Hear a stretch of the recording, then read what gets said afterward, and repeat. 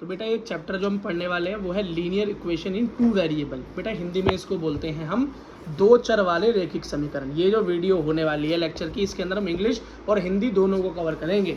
ठीक, तो जो इंट्रोडक्शन होने वाला है बेटा, इंट्रोडक्शन का मतलब होता है परिचय। परिचय का मतलब होता है किसी चैप्टर के बारे में आप जान लो ये चैप्टर है क्या, ये किस चीज़ के बारे में बात करता है। ठीक, तो बेटा इसके अंदर जो बात हो रही है वो बोल रहा है दो चर, क्या बोल रहा है, दो चर वाले रैखिक समीकरण, और इंग्लिश में बोल रहा है टू वेरिएबल्स। क्या बोल रहा है, टू वेरिएबल्स। अब सबसे पहले आपको ये क्वेश्चन को करने के लिए समझ में आना चाहिए कि ये चर होता क्या है, ये वेरिएबल होता क्या है। बेटा एक बात समझो, जिसकी वैल्यू बदलती रहे, जिसका मान बदलता रहे, वो मेरा वेरिएबल या चर कहलाता है। जिसकी वैल्यू फिक्स ना हो, जिसकी वैल्यू बदलती रहे, जिसका मान बदलता रहे, जैसे हम बोल देते हैं ना बीजगणित में x, y, z, t, h, कुछ भी नाम दे देते हैं, a, b। बेटा इनके कोई मान पता थोड़ी ना होते हैं, इनका मान तो पता करना पड़ता है कि x का मान निकालो, find the value of x, find the value of y, y का मान निकालो, ये सब तो हमें निकालना पड़ता है, हमें पता नहीं होता। बेटा जैसे मैंने तुम्हारे को बोला कि तुम्हारी जेब में बेटा x रुपये हैं, क्या बोला मैंने, x रुपये। या तुमने बेटा मेरे पास ट्यूशन लगाया, तुमने बोला भैया फीस कितनी है, तो मैं बोल रहा हूँ x रुपये है जी तुम्हारी फीस, कितनी, x रुपये। तो तुम्हें क्या समझ में आया कितने हैं वो x, तो नहीं समझ में आया ना कि x क्या है, क्योंकि अब हो सकता है 100 हो सकता है 200 हो सकता है 1000 हो, लेकिन तुम्हें पता नहीं है ना। तो भैया बोलोगे x क्या बोल रहे हो भैया, वैसे बताओ ना, गिनती बताओ कितने रुपए हैं, तो वही तो x क्या है, जिस चर पद, चर मतलब जिसकी वैल्यू बदलती रहे, तो x का मान क्या हो सकता है, कुछ भी हो सकता है। अब समझ लो तुम पुराने स्टूडेंट हो, तुम्हारे लिए फीस मैंने नए स्टूडेंट से कम रख रखी है, नए स्टूडेंट आएंगे उनके लिए फीस कुछ और होगी। ठीक, या कुछ भी एग्जाम्पल मान सकते हो। तो जिसका मान पक्का ना हो, जिसका मान बदलता रहे, वो क्या है, चर पद है, वेरिएबल है। बात समझ में आ गई बेटा। इसी का अपोजिट होता है, इसी का उल्टा होता है अचर पद। क्या होता है, अचर पद। अचर पद को हम कांस्टेंट कहते हैं। क्या कहते हैं,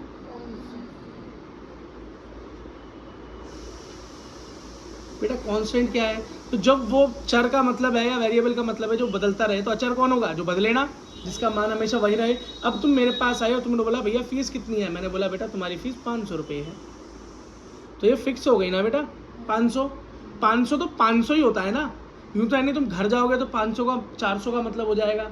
या अब हो भी सकता है कुछ बच्चे 500 की फीस यहाँ बताते हो, घर पे 600 बता के 100 रुपये रख लेते हो, ऐसे ही बहुत तेज बुद्धि वाले देखे हैं मैंने।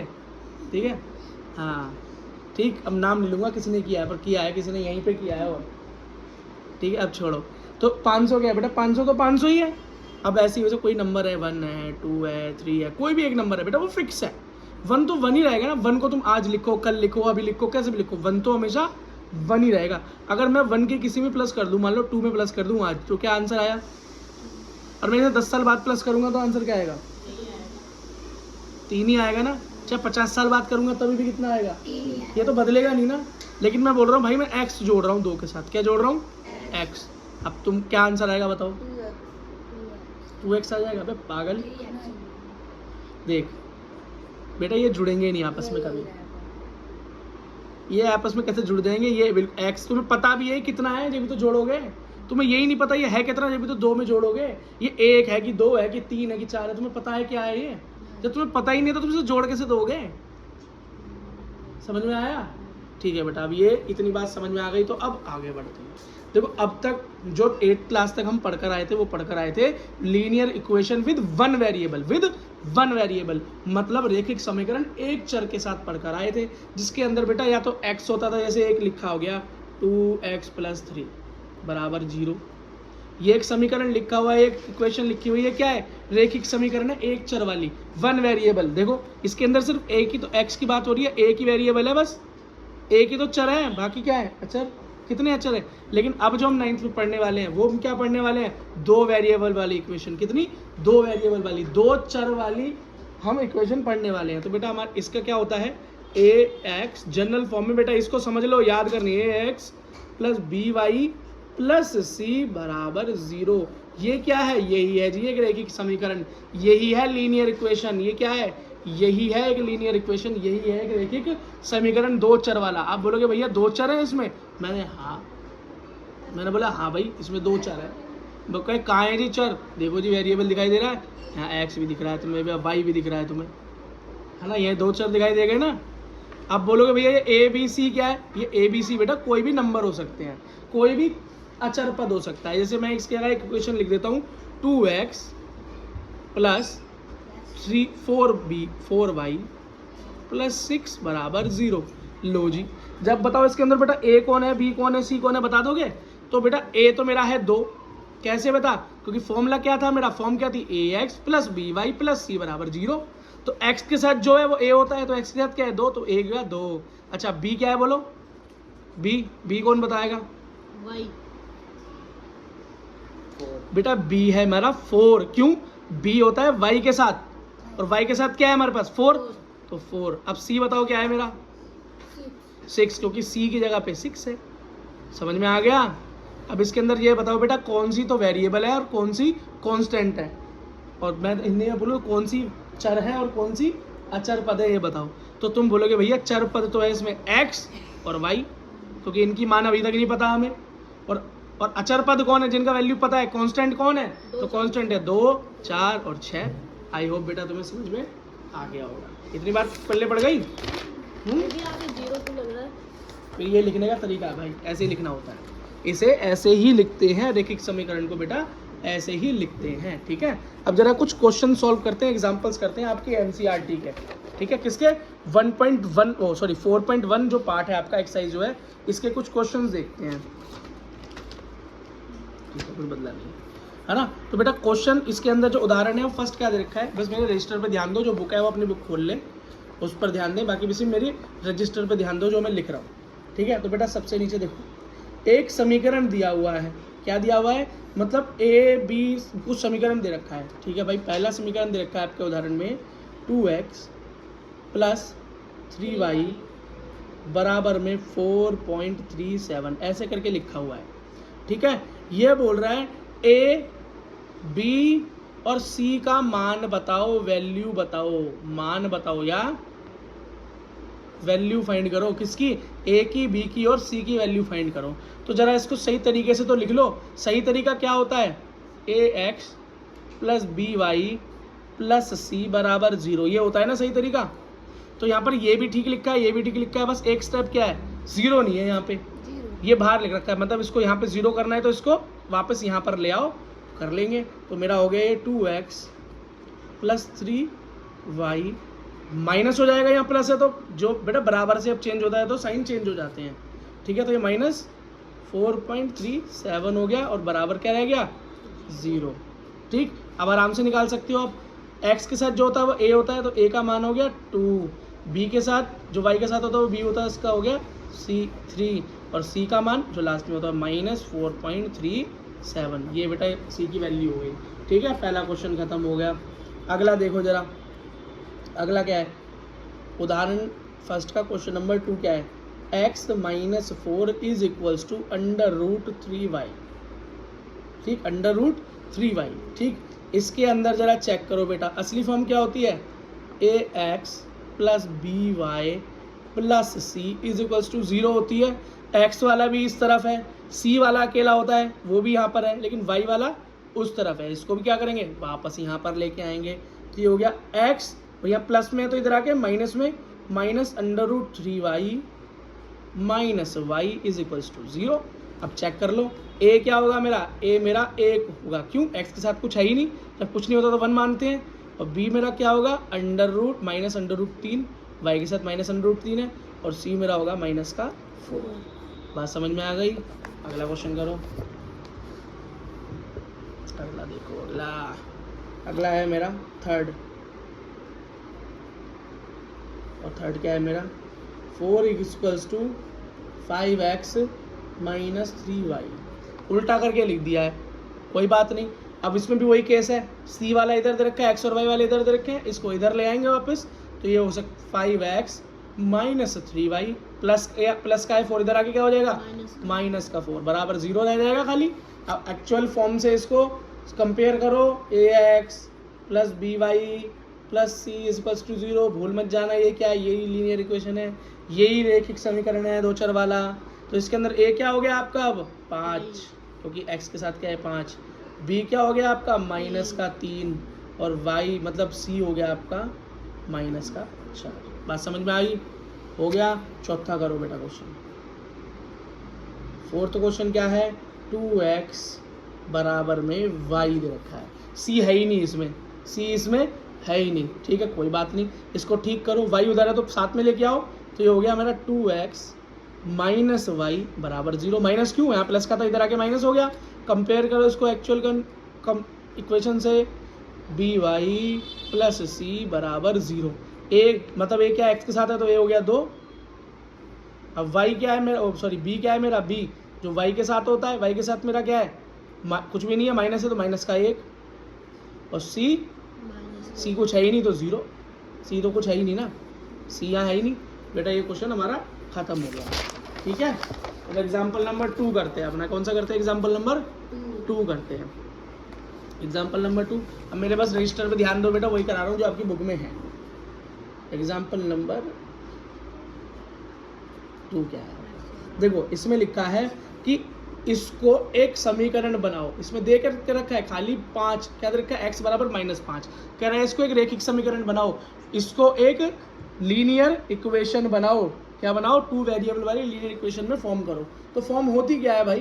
ax plus B Y plus c बराबर ये, यही तो समीकरण है लीनियर इक्वेशन की।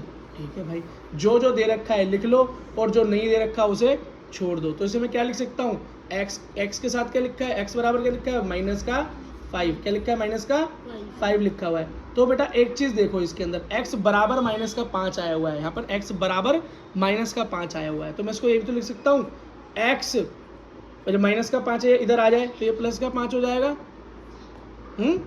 बेटा ये बराबर में इधर है माइनस है, तो इधर वापस आके क्या हो जाएगा? प्लस हो जाएगा। और यहाँ क्या रह जाएगा? अब 0 रह जाएगी। इतनी बात क्लियर हुई बेटा? यहाँ पे क्या है? x बराबर -5।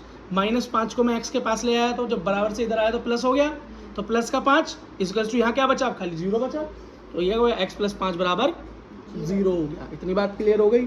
अब जरा इस फॉर्म के अंदर हमें लिखना है। फॉर्म क्या है? ax + by + c equals to 0 एक फॉर्म होती है इसके अंदर। तो देखो बेटा x तो है हमारे पास, लेकिन कितना है? 1। तो मैं क्या लिखूंगा?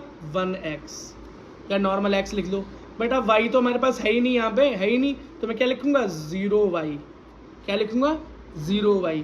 और प्लस c कितना है? 5 बराबर 0। ये बन गई आपकी इक्वेशन। ठीक है, पहला क्वेश्चन। दूसरा देखो, दूसरे में दे रखा है y बराबर 2। क्या दे रखा है? y बराबर 2। तो यहाँ 2 है, इसको वापस ले आऊँ, इसको x इधर ले आऊँ, इक्वेशन बनानी है। तो यहाँ प्लस का 2 इधर आके हो जाएगा -2 is equals to 0।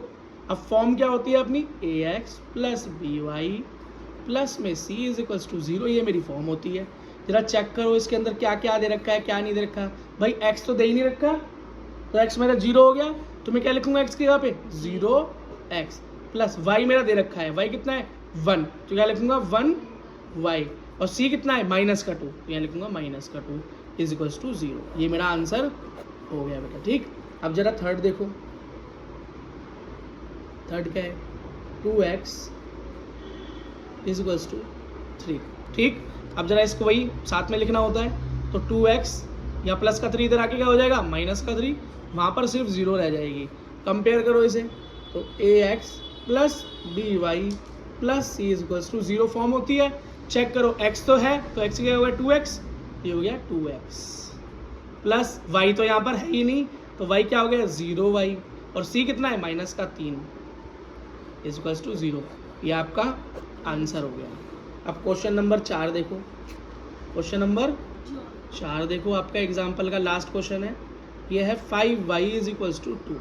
5y is equals to 2। तो बेटा 2 इधर आ जाएगा तो क्या हो जाएगा? ये 5y - 2 बराबर में 0। फॉर्म क्या होती है? याद करो, ax plus B Y plus C is equals to 0 form होती है। देखो क्या क्या है यहाँ पर? y भी है, c भी है, x नहीं है, तो x की जगह पे क्या हो जाएगा? 0x। y क्या है? 5y, तो 5y। और c क्या है? -2, तो -2 इज इक्वल्स टू 0। ये क्या हो गया? ये आपका आंसर हो गया। ठीक है बेटा, आई होप आपको समझ में आ गई सारी बात। अब जरा जब एक्सरसाइज के क्वेश्चन देखते हैं तो देखो यहाँ पर कितना आसान है। यहाँ पर a, b और c के मान निकालने हैं। देखो first question, 2x plus 3y equals to minus 9.35। ये माइनस ये प्लस 35 ये इधर आ जाएगा तो माइनस हो जाएगा, इधर आ जाएगा तो माइनस हो जाएगा, बराबर 0 हो जाएगी। तो मैं इसको ऐसे भी तो लिख सकता हूँ, देखो सॉरी, इसको मैं कैसे लिख सकता हूँ, इसको मैं ये लिख सकता हूँ, मेरा क्वेश्चन नंबर 1 दे रखा है, क्वेश्चन नंबर 1 एक्सरसाइज नंबर 4.1 जो है, यहाँ लिख देता हूँ, एक्सरसाइज 4.1 का जो क्वेश्चन नंबर 1 है वो क्या देखा है, 2x plus 3y is equals to 9.35। इसको समीकरण के हिसाब से बनाए तो ये इधर आएगा, तो 2x plus 3y minus 9.35 is equals to 0। ठीक, अब कंपेयर करो ax plus by plus c is equals to 0। अब बेटा ये क्वेश्चन मैं लिखूंगा नहीं, आपको ये अब याद हो जाना चाहिए क्योंकि ये क्वेश्चन मैं 8 से भी ज़्यादा बार बोल चुका हूँ। ठीक, तो a क्या हो गया आपके x के साथ हो गया, a हो गया 2, b क्या हो गया 3 और c क्या है आपका माइनस 9.35। यह हो गया पहला आंसर। अब दूसरा क्वेश्चन क्या दे रखा है, दूसरा क्वेश्चन दे रखा है x माइनस वाई अपॉन में 5 इज माइनस 10 बराबर में 0। कंपेयर करो तो x के साथ क्या है 1 है, कुछ भी नहीं है तो 1 है, तो a हो गया मेरा 1। अब कंपेयर करो b के साथ क्या है, b के साथ क्या है 1/5, मतलब एक 5 है ना अपॉन में, तो इसको मैं 1/5 भी तो लिख सकता हूँ, तो क्या है माइनस 1/5। और बेटा c क्या है मेरा माइनस 10, आंसर हो गया मेरा। अब थर्ड देखो, थर्ड क्वेश्चन क्या देखा है, माइनस 2x प्लस में 3y इज इक्वल्स टू 6। सही करो इसे, इक्वल टू को इधर लेके आओ, 0 लाना होता है हमें वहाँ पर लास्ट में, तो माइनस का 6 हो जाएगा, प्लस का है तो उधर 0 आ गई। कंपेयर करो तो a आ गया मेरा माइनस का 2, b आ गया मेरा 3 और c आ गया मेरा माइनस का 6। देख रहे हो ना, ये रहा c, y के साथ b, x के साथ a। अगला देखो बेटा, अगला क्वेश्चन देखो, फोर्थ क्वेश्चन क्या है, x बराबर 3y। बेटा इक्वल्स टू में 0 आना चाहिए, सब जो भी हो इधर ले आओ, तो यहाँ प्लस का 3y है तो यहाँ हो जाएगा माइनस का 3y इक्वल्स टू क्या बचेगा 0। बात समझ में आई। अब कंपेयर करो, x के साथ 1 है तो a हो गया मेरा 1, b y के साथ क्या है माइनस 3 और c तो मेरा है ही नहीं, तो c हो गया 0, खत्म। फिफ्थ देखो क्वेश्चन, फिफ्थ है 2x बराबर माइनस 5y।